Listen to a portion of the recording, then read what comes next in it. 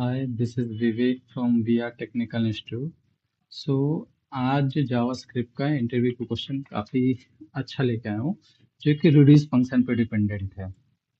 ठीक है, सबसे पहले रिड्यूस फंक्शन को एक्सप्लेन करूँगा और उसके बाद चेक करते हैं कि इसकी फंक्शनलिटी कैसे करते हैं, क्या आंसर होता है।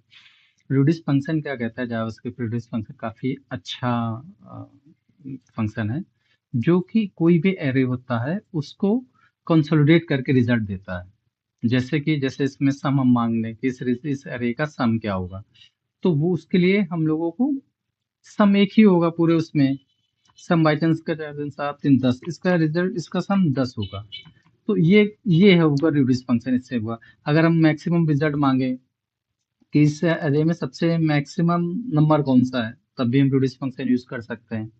लार्जेस्ट नंबर पूछना हो तो भी हम रिड्यूस फंक्शन से निकाल सकते हैं। तो इस पर्पस के लिए रिड्यूस फंक्शन को कॉल किया जाता है।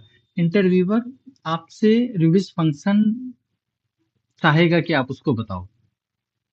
लार्जेस्ट नंबर के लिए आप लोग फॉर लूप लगा के फिर स्वैपिंग करके आप चेक करोगे। ठीक है, इंस्टेड ऑफ वो तो आपको बतानी है, उससे आपके कॉन्सेप्ट क्लियर होंगे। बट इसके थ्रू आपको इंटरव्यू आपसे समझेगा कि हाँ, इसको जावास्क्रिप्ट के एरे के मेथड्स की जानकारी है, उसके बाद प्रॉपरली इंफॉर्मेशन है।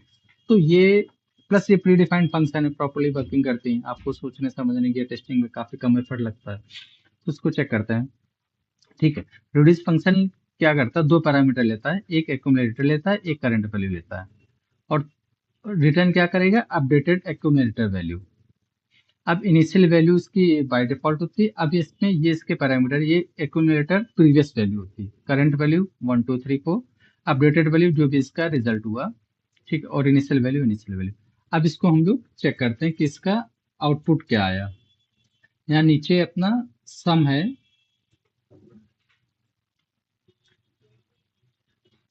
नीचे यहाँ पर हम लोगों को सम कराना है, इस एरे का सम क्या आया। अब यहाँ पे रिड्यूस फंक्शन लगाया एक्यूमुलेटर, और ये आया। अब इसका रिजल्ट क्या है? 4 3 7 3 10। 10 आएगा कि क्या आएगा? इसका रिजल्ट आया 20। क्यों? क्योंकि इसकी इनिशियली वैल्यू 10 है। जब ये सेशन स्टार्ट होगा तो इस इनिशियली वैल्यू 10, एक्यूमुलेटर इनिशियल में टाइम में 10 होगा। करंट वैल्यू होगी 1, 10 1 11। फिर दोबारा जब एक्यूमुलेटर में फिर दोबारा इटरेटर होगा तो करंट एक्यूमुलेटर में होगा 11 और करंट वैल्यू में होगा 2। फिर रिटर्न हुआ 13, फिर 13 3 16 एंड 16 4 20। ये एक्यूमुलेटर का रिड्यूस फंक्शन की फंक्शनलिटी है।